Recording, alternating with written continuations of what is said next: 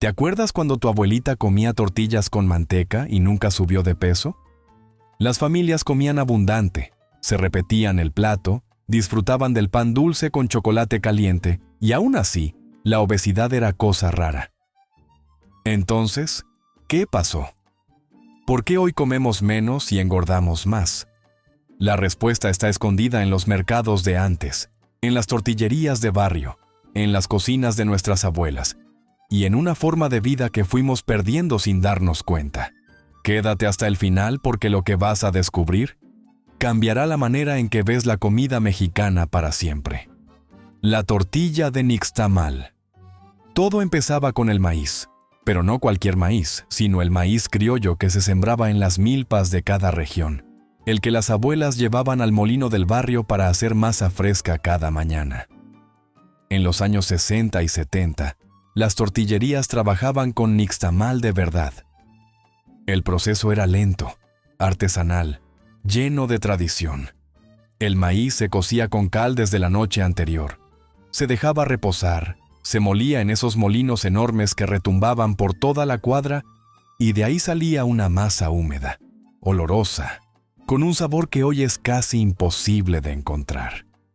Esa tortilla no solo sabía diferente, era diferente. El proceso de nixtamalización liberaba nutrientes que el cuerpo aprovechaba mejor. La fibra era auténtica, el almidón se digería lentamente y la sensación de saciedad duraba horas. Con 3 o 4 tortillas quedabas satisfecho de verdad. Pero en 1949 llegó Maseca con su harina industrializada. Al principio era solo una opción, un producto para quienes no tenían acceso al molino. Con el paso de las décadas, la comodidad ganó la batalla. Las tortillerías empezaron a usar harina de maíz procesada porque era más barata y más rápida. El sabor cambió, la textura cambió y sin que nadie lo notara, también cambió lo que esa tortilla le hacía al cuerpo. La tortilla de harina industrial se digiere rápido, dispara el azúcar en la sangre y en lugar de saciar, deja con hambre. Por eso hoy la gente puede comerse 10 tortillas y seguir con apetito. Antes, con la mitad, el estómago quedaba contento. La manteca de cerdo. Suena a locura, pero la manteca de cerdo era más sana que los aceites que usamos hoy. En el México de los años 50 y 60, todas las cocinas tenían su bote de manteca junto a la estufa. Con ella se freían los frijoles, se hacían las carnitas, se preparaba el arroz y se untaba en las tortillas recién hechas. Nadie hablaba de colesterol ni de grasas saturadas. La gente comía con manteca toda su vida y llegaba a vieja sin problemas del corazón. ¿Cómo era posible? La respuesta está en lo que vino después. En los años 70, las grandes industrias alimentarias empezaron a promover los aceites vegetales hidrogenados como alternativa saludable. Margarina en lugar de mantequilla, aceite de soya en lugar de manteca, todo supuestamente mejor para la salud. Lo que no nos dijeron es que esos aceites procesados contenían grasas trans, las verdaderas enemigas del corazón. La manteca de cerdo, en cambio, es una grasa natural que el cuerpo reconoce y procesa sin problema. No tiene químicos añadidos, no pasa por procesos industriales y en cantidades moderadas. Nunca fue el villano que nos hicieron creer. Lo irónico es que mientras las abuelas cocinaban con manteca y vivían sanas, las generaciones que adoptaron la margarina y los aceites vegetales empezaron a enfermar más. Hoy, la ciencia está regresando a darle la razón a las cocinas de antes. El agua de frutas. Antes de que el refresco se apoderara de las comidas, en México se tomaba agua, pero no agua simple, sino esas aguas frescas que las mamás preparaban cada día con frutas de temporada. Agua de Jamaica, de limón con chía, de tamarindo, de melón, de sandía, de guayaba, de piña. Cada casa tenía su vitrolero de vidrio con la bebida del día. El azúcar se añadía con medida, apenas lo suficiente para endulzar, porque la fruta ya traía su dulzor natural. Un vaso de esa agua refrescaba, hidrataba y no disparaba los niveles de azúcar como lo hace un refresco moderno. Cuando llegaba la Coca-Cola, era un lujo para ocasiones especiales. Se compraba la botella de vidrio de 355 mililitros. Se repartía entre varios y era un verdadero evento. Nadie tomaba refresco a diario, mucho menos en las cantidades de hoy. En los años 90 todo cambió. Los refrescos de 2 litros invadieron las mesas mexicanas. El precio bajó, la publicidad aumentó y de pronto el agua de fruta se volvió cosa de pobres o de gente anticuada.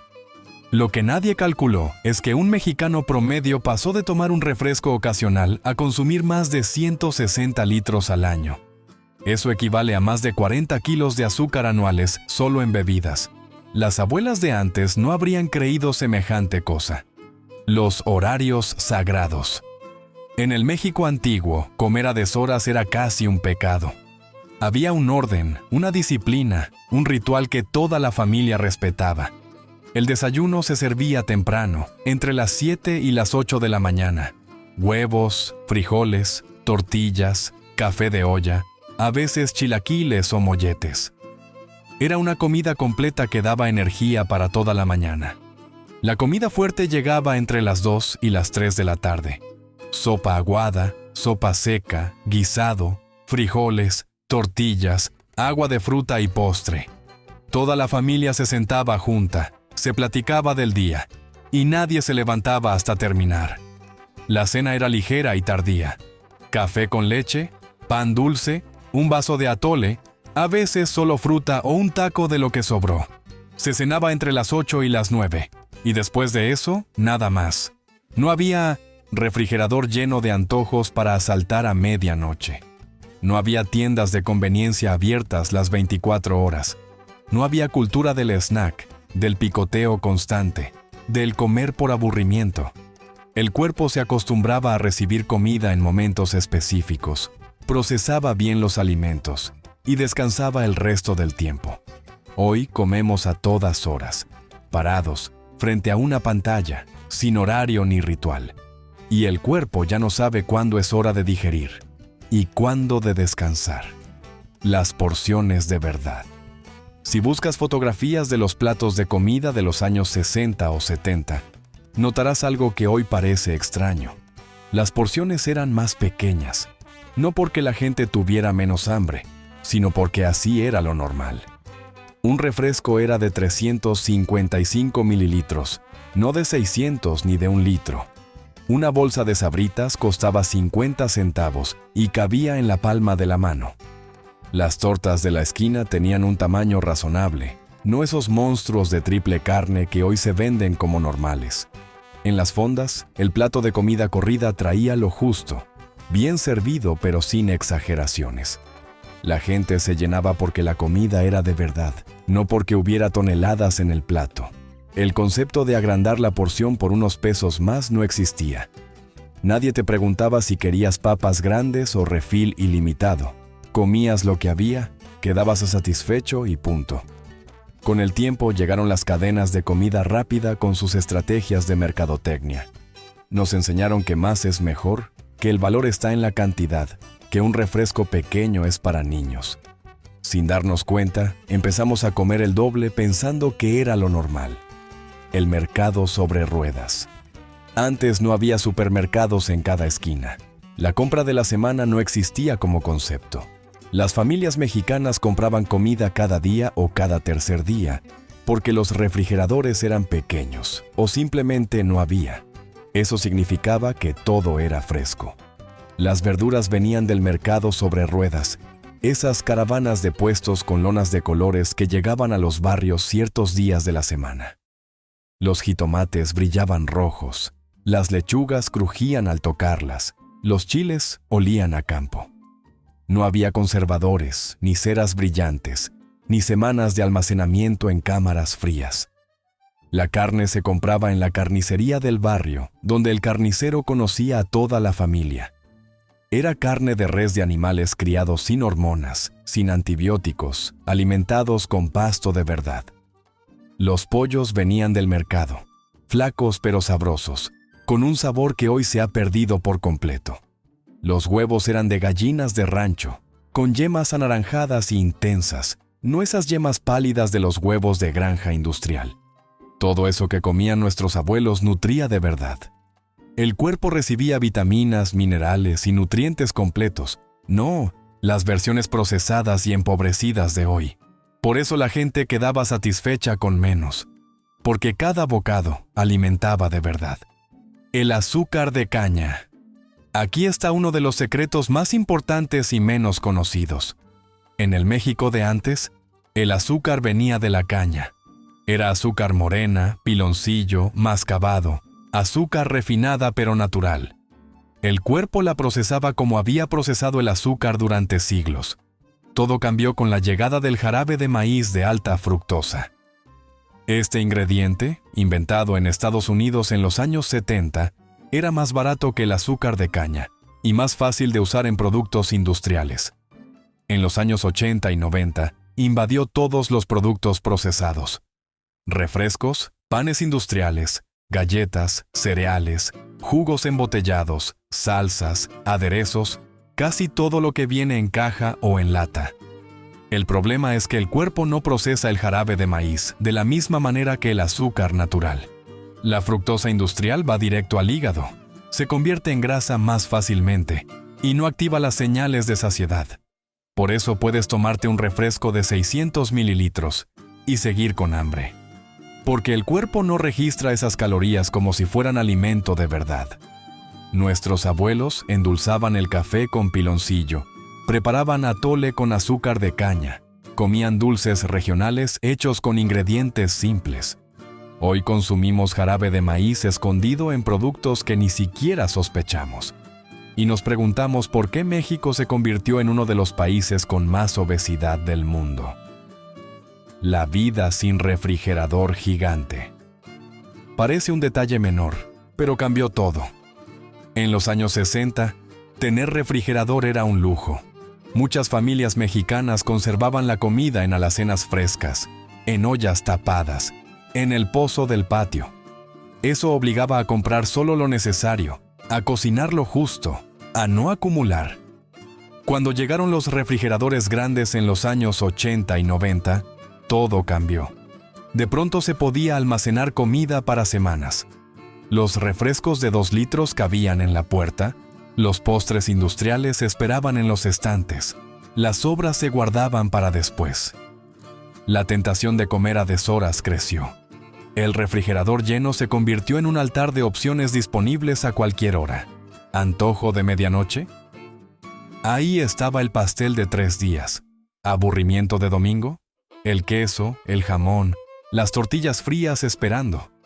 Las familias de antes no tenían esa opción. La comida se preparaba y se consumía en el momento. Si quedaba algo, era para el recalentado del día siguiente, no para el atracón nocturno. Ese simple cambio de tecnología modificó la relación de los mexicanos con la comida. De comer cuando había hambre pasamos a comer porque ahí estaba disponible. Los juegos en la calle. Los niños de antes quemaban calorías sin saber que lo hacían. Después de la escuela, la calle era el gimnasio. Corrían jugando al trompo, saltaban la cuerda hasta perder el aliento. Se trepaban a los postes para bajar los papalotes atorados. El burro castigado requería cargar amigos en la espalda. Las escondidas implicaban correr cuadras enteras para alcanzar la base. El fútbol llanero duraba hasta que oscurecía y las mamás empezaban a gritar los nombres desde las ventanas. No había pantallas que hipnotizaran, ni videojuegos que paralizaran, ni redes sociales que robaran horas. El entretenimiento era físico, social, agotador. Los niños llegaban a cenar exhaustos, comían lo que les daban y dormían como piedras. Al día siguiente, todo se repetía. Hoy los niños pasan horas sentados frente a pantallas. El recreo dura 20 minutos y muchos prefieren quedarse en el salón con el teléfono. Las calles ya no son seguras para jugar, los parques están vacíos, las bicicletas juntan polvo en las cocheras. Esa energía que antes se quemaba corriendo, ahora se acumula en los cuerpos. Y luego nos sorprendemos cuando los niños de hoy tienen problemas de peso, que antes solo veíamos en adultos. Las fondas y su sabiduría nutricional. Las fonditas de barrio escondían una ciencia que nadie reconocía. La famosa comida corrida era un menú perfectamente balanceado sin que nadie hubiera leído un libro de nutrición. Empezaba con la sopa aguada, generalmente un caldo de pollo o de verduras. Ese primer plato llenaba el estómago con líquido caliente, preparando al cuerpo para lo que venía. Luego llegaba la sopa seca, que podía ser arroz, fideo o espagueti. Carbohidratos simples para dar energía, pero en porciones controladas. El guisado era el plato fuerte, la proteína del día. Carne guisada con verduras, pollo en mole, pescado empanizado, cerdo en salsa verde. Acompañado siempre de frijoles de olla, lentos en cocinarse pero llenos de fibra y proteína vegetal. Las tortillas calientes completaban el conjunto. Y al final, un postre pequeño, un dulce de leche o una gelatina. Todo esto por unos pocos pesos, servido con rapidez y cariño. El cuerpo recibía variedad, balance, nutrientes de distintas fuentes. Nadie salía de la fonda con hambre, pero tampoco nadie salía reventando. Hoy la comida rápida ofrece lo contrario. Mucha grasa, mucha sal, mucho azúcar, nada de variedad, cero balance. Y el cuerpo se confunde porque recibe calorías vacías que no nutren, pero sí engordan. El Telcan y la invasión alimentaria. En 1994, México firmó el Tratado de Libre Comercio de América del Norte. Los economistas prometieron prosperidad, empleos, desarrollo. Lo que no anticiparon fue el impacto en la alimentación nacional. De pronto, los productos estadounidenses inundaron el mercado mexicano. Refrescos más baratos, comida chatarra en cada tiendita, cereales azucarados en cada mesa. El maíz transgénico de Estados Unidos empezó a reemplazar al maíz criollo mexicano. Los agricultores locales no podían competir con los precios subsidiados del norte. Miles de campesinos abandonaron el campo y migraron a las ciudades. Las milpas se convirtieron en recuerdos, el nixtamal en nostalgia. Al mismo tiempo, las cadenas de comida rápida se multiplicaron. McDonald's, Burger King, KFC, Pizza Hut, Domino's, todos llegaron con fuerza. La publicidad bombardeaba a niños y adultos con imágenes de hamburguesas jugosas y papas crujientes. Comer americano se volvió sinónimo de comer moderno. Los tacos de guisado de la esquina empezaron a verse anticuados. Las fondas de barrio cerraron una a una, incapaces de competir con la velocidad y el precio de la comida rápida. En apenas 2 décadas, la alimentación mexicana se transformó por completo. Y las estadísticas lo confirman. México pasó de ser un país con niveles bajos de obesidad a ocupar los primeros lugares mundiales. La diabetes se disparó. Las enfermedades del corazón aumentaron. La esperanza de vida se estancó. El cuerpo mexicano, adaptado durante siglos a una dieta de maíz, frijol y chile, no supo defenderse de la invasión de jarabe de maíz, grasas trans y aditivos químicos. Los ingredientes que ya no existen. Hay cosas que simplemente desaparecieron y nadie nos avisó. El queso fresco de antes venía de ranchos cercanos, hecho con leche entera de vacas que pastaban en el campo. Hoy la mayoría de los quesos comerciales están hechos con leche descremada reconstituida y grasas vegetales añadidas. La crema de antes era espesa, amarillenta, con un sabor que llenaba la boca. La crema de hoy es líquida, blanquecina, estirada con sueros y espesantes. Los huevos de gallinas de patio tenían yemas anaranjadas que casi parecían rojas. Los huevos de granja industrial tienen yemas pálidas porque las gallinas nunca ven el sol. El pollo de rancho tardaba meses en crecer. Desarrollaba músculo, tenía sabor. El pollo de granja industrial crece en 45 días inflado con hormonas y antibióticos.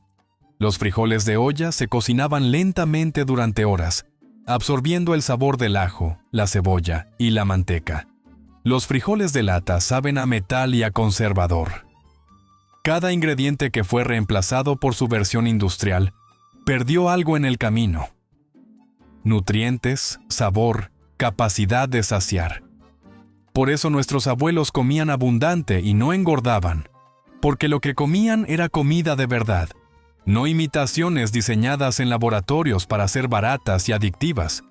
Y si has llegado hasta aquí, es porque quieres saber por qué los mexicanos comían tanto y no engordaban. No es que los mexicanos de antes tuvieran mejor genética. La verdad es más simple y más triste. Nuestros abuelos comían comida de verdad, preparada en casa, con ingredientes frescos. Se movían porque la vida los obligaba a moverse. Tomaban agua porque el refresco era un lujo. Hoy comemos productos industriales diseñados para crear adicción. Vivimos sentados porque la tecnología nos lo permite.